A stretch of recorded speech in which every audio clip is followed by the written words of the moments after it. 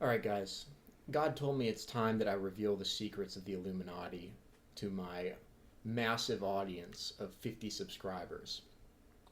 So, that's what we're going to do today. Some alternative titles for this video were I got scammed by the Illuminati, here's my refund strategy, why I'm not renewing my Illuminati membership, and why you shouldn't either.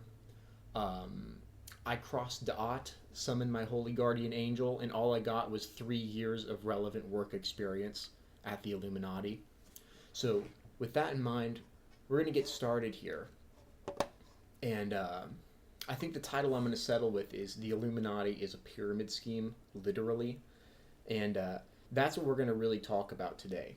So, to get you guys all up to speed with what the Illuminati is and my relevant experience with it, I'm going to start by talking about the number one power principle with the Illuminati. So, the way the Illuminati gains power, the way that they have their laws set up, what really drives the organization is this principle called the Doctrine of Disclosure. So, the Doctrine of Disclosure is the principle where everything that they do and everything that is done by quote unquote the Illuminati or any sort of secret society using them as a cover, they have to, by law, and almost literally by law, have to tell you exactly and explicitly what they do before they actually do it. And so, with this video, I'm going to explain exactly what they do, and I'm going to do it in a way that utilizes the core mechanic of their second principle of how they conceal their operations, which is the all-mocking tongue. So that's why we are having some low cortisol League of Legends gameplay in the background here. So you would never expect the secrets of the Illuminati to be exposed by some random dude with 50 subscribers in League of Legends playing Ivern, the worst champion in the game. But that's the point. So the Illuminati operates explicitly in plain sight. They tell you exactly what they're going to do with the Doctrine of Disclosure, and they do it through satire. So the all-mocking tongue, Jim Carrey got in a lot of hot water for explaining this on, I think it was Saturday Night Live, and then they lobotomized him, and now he's just like a homunculus. But the all-mocking tongue is that the only way you can speak the truth is through satire and through parable and through basically obscured speech. So, if anybody knows me in real life, by the way, this is a complete fake Minecraft Dungeons and Dragons campaign. This is all just for my relevant world building and storytelling kind of performance art, okay? And so that's my legal disclaimer. Do not take any of this seriously. It's all a complete joke. All right? Okay, good. So now that we've got that out of the way, we can actually talk about the history of the Illuminati, my experience with it, and how it relates to basically ruling every aspect of your life. So, the Illuminati is the biggest inside joke across all of the organized world religions, theologies, ideological constructs. The Illuminati is this kind of big boogeyman. It's like a mechanical spook in the neurosemantic sphere of your brain. So when something isn't right, when something, darts out of the corner of your eye and you just chalk it up to not paying attention, that's kind of how the Illuminati feels like. So being part of the Illuminati just basically means that you're aware of those little mechanical spooks that happen in your brain. The Illuminati actually means the enlightened. Buddha was the first Illuminati. So when Buddha said, there's a famous Buddhist koan about, oh, Buddha, you're so enlightened. The students come up to him and say, oh, Buddha, you're so enlightened. Please teach us the secrets. how did you attain such a high level of awareness? And Buddha replies, I'm not enlightened, I'm simply awake. It's something as simple as that.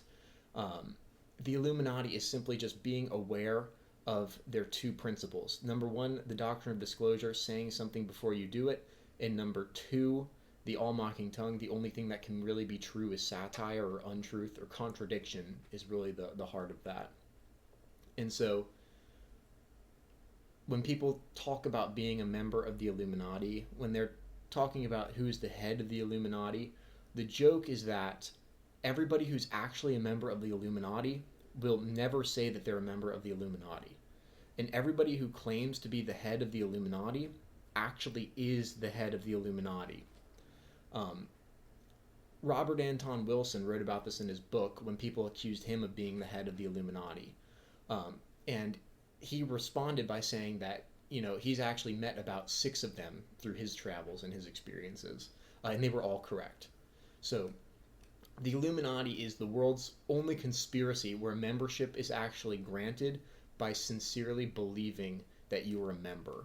And actually, that's how you can obtain the highest membership in it, the highest form, the actual head. You can become the head of the Illuminati, and you just have to believe that you are, and you simply are. There's no rule in the Illuminati that says there's only one head of it. And there's no rule in the Illuminati that actually says there's any rules. That's the joke. So the whole part of it being a pyramid scheme is the fact that once somebody is a part of the Illuminati, it's designed to replicate itself among other people. So even the people who don't believe in the Illuminati are also members of the Illuminati. They're just undercover agents who are doing controlled opposition. They're intentionally there, and there's no way that you can tell the difference between somebody who's actually a member of the Illuminati and denying it for the sake of the all-mocking tongue, or somebody who isn't a member of the Illuminati and has no idea what it is, and just says that they're not a member of it. The people who actually have no idea what the Illuminati is are the closest to being the head of the Illuminati than the people who actually proclaim to be the head of the Illuminati. And if this isn't making sense, then that's a good thing, and that probably means you're a high-level candidate for the Illuminati. I'll give you another example. This is like the game. By the way, you just lost the game. Congratulations. And if you don't know what the game is, then I'm going to explain it to you, and now you're perpetually stuck being a member of the game. So the game is where all it is that if you think of the game, then you lose the game. It's an information hazard, essentially. For everybody who knows what the game is, you just lost it because I reminded you of it. And if you didn't know what the game was before this, congratulations, you're in the club now. You've been inducted into the Illuminati and the game. You're welcome. Okay, so now that we've got a little bit of a groundwork laid for what the Illuminati is, I'm going to talk about some of the actual practical things that happen when you're inducted into the higher levels of the Illuminati. So obviously this is all Minecraft and fake, and this is all just totally a conspiracy, and it's totally reserved to people who have millions of years and lifetimes of experience building up to this, so it's totally inaccessible to the random person off the street. I'm saying that completely facetiously. Anybody can access this. Okay. I'm going to tell you how I got here, and part of that is why I made a video on the Kybalion, right? So, I know I pronounced it incorrectly, Kybalion or Kybalion, but the Kybalion is one of the kind of gateway drugs that got me at least into Hermeticism and philosophy and this kind of ancient uncovering of wisdom. So the Kybalion it's a documentation of the Illuminati's substructure. So the 7 principles of Hermeticism, they're the groundwork, they're the philosophical foundation for doing any sort of illumined work where you turn mind into matter. And it's basically the entire cheat sheet for what the Illuminati is. The Illuminati is so prevalent on the realm of ideas in the mental plane that it doesn't even need a vehicle to manifest into reality. It's always existed and it always will. It's baked into literally all of the symbology. It's baked into math. Look at Pythagoras, the whole mystery cult with Pythagoras. Everything in the Library of Alexandria. It got completely burnt down, but it's back. It's all accessible in the space of the mental plane that's called the Akashic records. And so that's a nice segue into Hemi-Sync and into the specific brand of meditation that I practice. Hemi-Sync lets you access the Akashic record. And so it stands on its own as, they call it literally the gateway protocol. I'm putting two and two together here in my head while I'm speaking. And I'm realizing that the Hemi-Sync, the gateway process, the gateway protocol is literally about entering Chapel Perilous, as Robert Anton Wilson would call it, or entering into the Library of Alexandria and retrieving all of that lost information. There's got to be some archetypal story about this. Okay, but on to the next major point, the Kundalini. So whether or not you're familiar with Kundalini, this may or may not make sense to you, but if you've ever felt goosebumps or if you've ever felt chills when you encounter a paranormal activity, that is pseudo what the Kundalini is. It's almost what the Kundalini is. You get physical symptoms from thinking about certain ideas. Almost the same way that Pavlov trained the dogs to salivate, your brain, your consciousness, and your spine is hooked up to recognizing different kind of paranormal phenomena. And that hits you with like what goosebumps are, or with, it's a very unique sensation, but it's like electricity that coils up your spine. And so that's why they call it the Kundalini or the snake. And it starts vibrating. And when you contemplate the Illuminati, when you ask the Illuminati to give you power or give you things in this world, you may feel a sense of vibration, and you may actually have that vibration just from listening to my voice. Are you listening? I hope you're listening. And I know you're listening. I can hear you listening. If that didn't give you a Kundalini resonance, then good for you. You can keep your eyes closed. But if that did, then you know exactly what I'm talking about.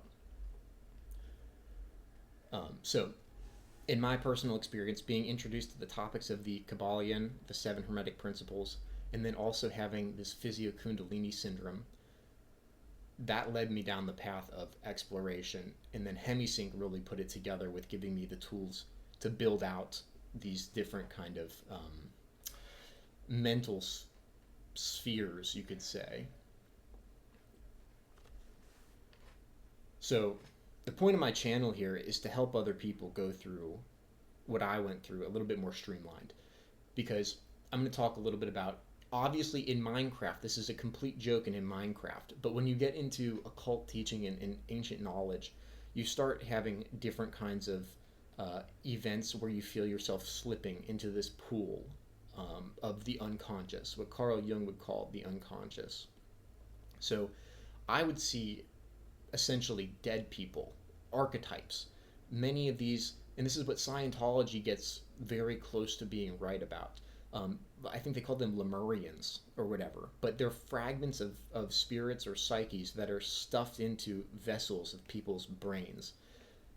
Psychology is just now getting around to this by saying that you have multiple personalities. You have a work personality, you have a home personality, you have a fun friend personality.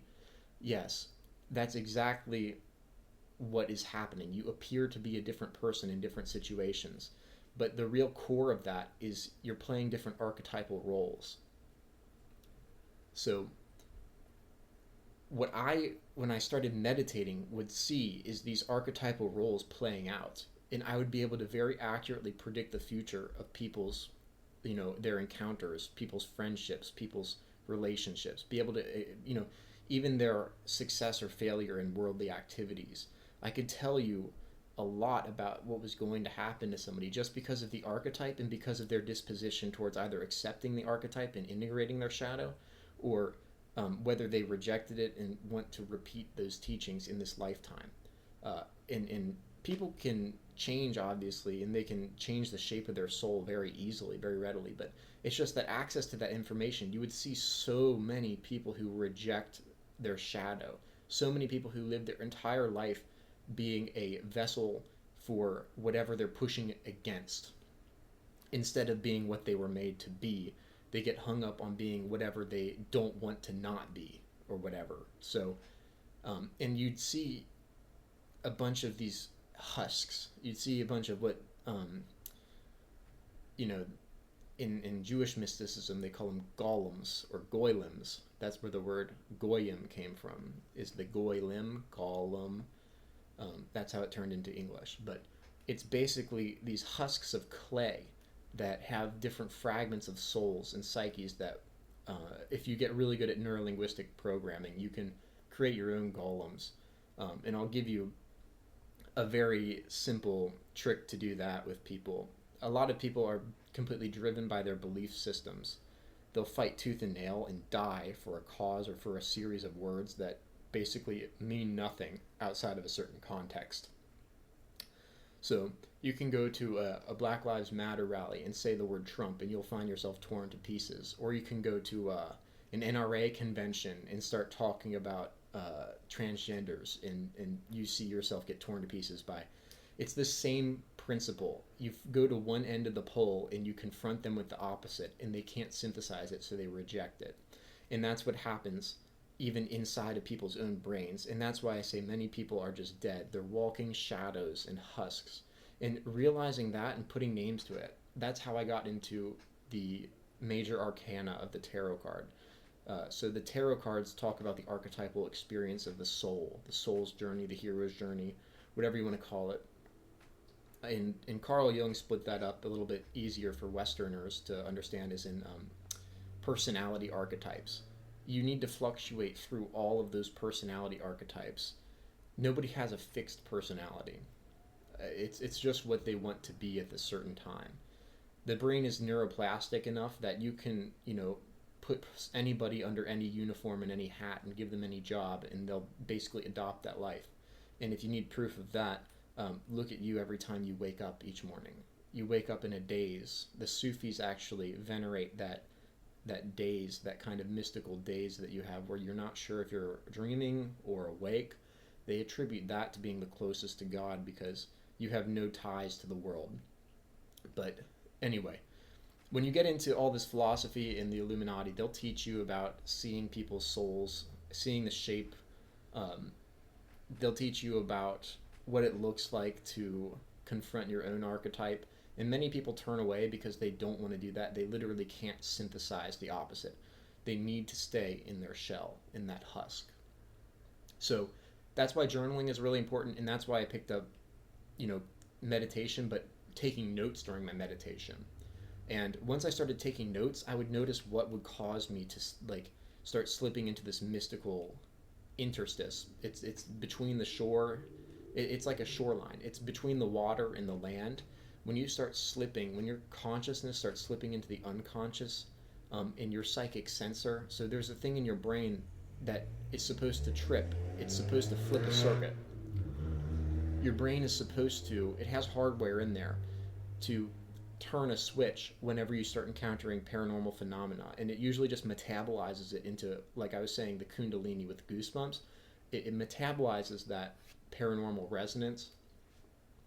And if you don't believe me, you can read some books about Dr. Joe Dispenza. He documents the actual physical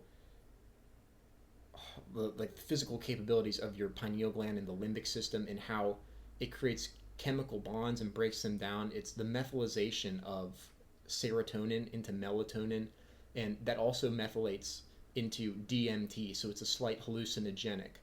So your brain is equipped to synthesize DMT, and that's what causes the hallucinations, and it's done through the limbic system and the pineal gland.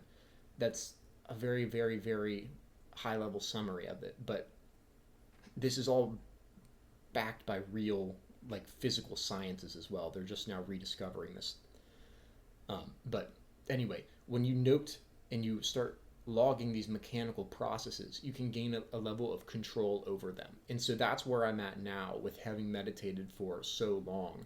I feel like I'm in a place where I can finally share my teachings, and I can expose the Illuminati without having to worry about them sapping my soul, because I can give tools. There's helpers and there's guides. You'll run into a lot of the CIA and these Illuminati agents on the other side in the higher mental planes and the causal planes. They're usually benign and they usually ignore you. At least they have in my case. But I'm sure there's a whole range of experiences you can have with them. Anyway, so I got into mediumship and stuff because spirits will come and they'll teach you stuff. When you can see different parts of your personality that need to be integrated, you get a kind of reward. You get like a spiritual benefit. You get a boon. You get a blessing from God when you can synthesize these alternatives. When you create a synthesis of opposing forces and you create something new, God rewards that. And he does it hand over fist. He will pay you extraordinarily for increasing your consciousness. So much so that you don't have to worry about falling into any of these traps that usually plague a lot of people who don't really introspect. Anyway, I'm going to talk a little bit about mediumship and necromancy. So when people hear those words, it kind of freaks them out. But when you meditate, you're going to see different, very low-level necromancy is seeing different versions of yourself that have died. And that's a good thing, I would say, not to attribute good or moral good to it, but the faster you can get at killing different parts of yourself that are holding you back, the faster that you can get at iterating through that design process. That's what growth is. Trees don't grow in a straight linear line. You got to prune the branches every now and then, all right? Otherwise, you're going to end up with a mess.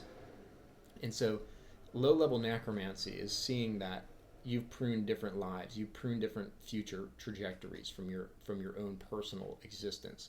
You've pruned these different kinds of beings, these different states that could have grown and turned into you, but the you that you are now is not that. So that's a little bit of necromancy work. And you can also do this for other people. You can, if you've been friends with somebody for a long time, you can see the different possible versions of themselves that they could have been, and versions of themselves from the future that want to come into being. And that's what a good friend is it's a good guide to a positive future, or at least one that's not negative. That's what a good friend is a good necromancer, okay? And that goes hand in hand with mediumship. If you can get good at discerning spirits, there are so many of them out on the other side who want to teach you these skills. They want to teach you how to tell a story. They want to teach you how to put together a YouTube channel. They want to teach you how to do some sort of very fine and very refined skill. It can be in any domain. And that's basically the entire point of you being here, is to find what resonates with your being and to experience that to the fullest potential that you can. That's a big part of why you're here.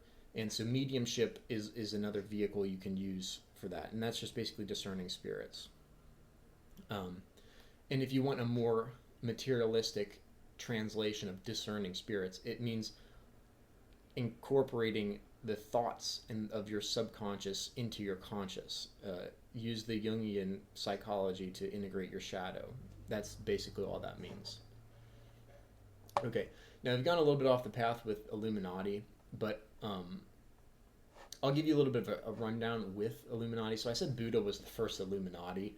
He was the first guy to go and reject the Jainists, or the ascetics, the guys who were sitting under a tree doing nothing, eating a grain of rice. He rejected asceticism because all it is worshiping the ego, and he realized that. And so Buddha went and trolled them and said, I'm going to do the exact same thing you're doing, but I'm going to do it not for ego. I'm going to do it for no reason at all. And so he sat under a Bodhi tree and he joined the Illuminati. Congratulations, Buddha. You're the first member of the Illuminati in the Eastern tradition.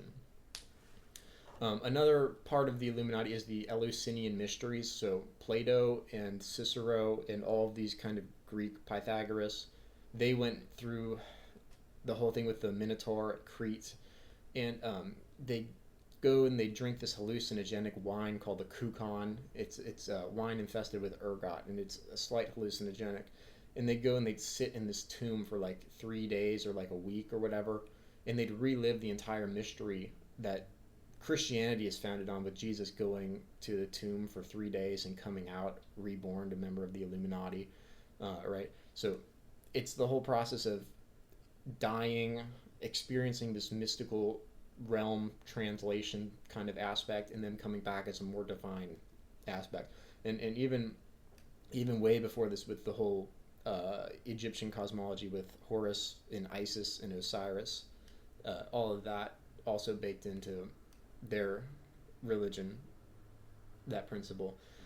Where it gets into the whole secret society part of the Illuminati and the kind of the conception that most people would have, this is where Hassan-i-Saba emerged, and he was one of the first people to give this guerrilla ontology a real spin in the world. He created a system where he would basically have these assassins. He created the order of the assassins. They're called the Hashins, and that's where the word assassin derives from. But he would drug these guys up, put them in this garden with all the fruits of the world, and all the most beautiful women, and he'd introduce them to heaven. And it's replicating the same thing as the Eleusinian Mysteries did, but he replicated heaven but on earth. And then so all these people he would take from slaves into this garden, this perfect garden, and then take them out. They would dedicate their lives to him, because what would they have to fear knowing that heaven like that exists in their future, right? So that's how he became a huge proponent of that kind of mystery tradition.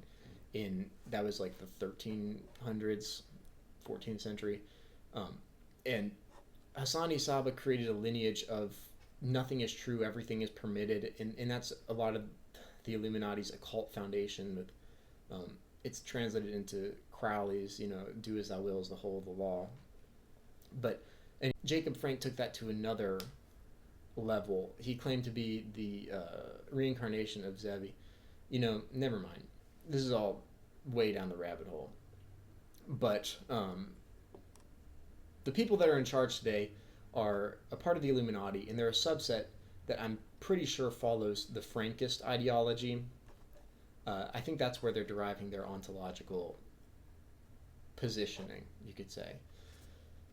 Anyway, we're going to wrap this back around to some of my personal experience.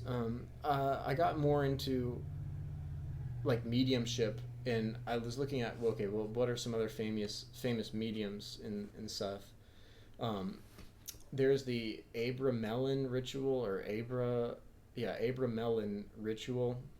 It's like a 180-day fast, and I did that, and you can see it in my notes, where I did the absolute. I did the absolute with a Wave 8, Union 8 audio tape for Hemi-Sync. I did that for like 180 so days constantly, and I was trying to summon the Holy Guardian Angel because I was reading the diary of John Dee, the Queen Elizabeth's famous astrologer, and I realized that anybody can do that kind of Enochian magic. I had the whole dream. I had a dream about it, and it brought me down the path of reading about John Dee. I had a dream about finding the Book of Enoch and learning all of the structure you need to summon angels. And this is obviously all a joke, and it's all fake and in Minecraft, if anybody in real life who knows me is reading or listening. But anyway, I learned, and these angels came and they taught me about John Dee and how to do Enochian magic. And so I also learned about Goetic, the Ars Goetia. All that stuff it works. It's, it's neither here nor there, but that's what got me here. And I did the whole 180-day fast with the Abramelin protocol and contacted my Holy Guardian Angel. And then I realized he was a sham, so popped his head off. The Holy Guardian Angel is a complete sham. He's just a demon who likes to troll people and make them eat half a thing of bread a day and starve themselves for 180 days. He's a demon, and his name is Karanzan. He's the demon of time. He's just like Saturn or whatever. He's just a really, really deceptive Saturn, because they claim to, when you contact your holy guardian angel, you're supposed to know your true will. Your true will is not your true will. Anybody who claims to have their true will is actually just under a Venus worshipping demon called Karansan. And anyway, I got a bone to pick with the whole thelema, what is that? Thelemites, whatever you want to call them. But because they all believe their HGA is actually like God or whatever. But if they actually listened to what the HGA was saying and summoned him correctly and not Karansan, they'd probably have a different perspective. Anyway,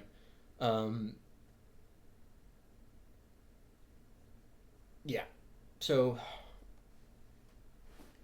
I hope this has been entertaining, at least a little bit. My YouTube channel is called Dot Data, okay? And so that's the Sephiroth where I'm stopping to take a trip here back into the real world to bring my knowledge back, like Prometheus bringing that flame. So that's why I'm quitting the Illuminati, because I'm kind of bored with them. I'm kind of done serving their entities and their deities. They really raised the membership fees. So you'd have to bring in like just one soul, but now you have to bring in like 3 new souls. And it has to be a certain classification of souls, so they don't take anyone who's below like a soul of what Aristotle would call silver. They used to take bronze souls, but now they just want silver or above, which is really annoying because I don't have the time to go and wrangle entities and spirits like that anymore. I'm getting too old for that. And there you go. So that's everything about the Illuminati. And it's in the most obviously joking way I could manage. The Doctrine of Disclosure has been satisfied, and I don't know if you need to hear this, but definitely subscribe if you want to see more videos like this. I got a lot coming. I got a lot cooking, and yeah.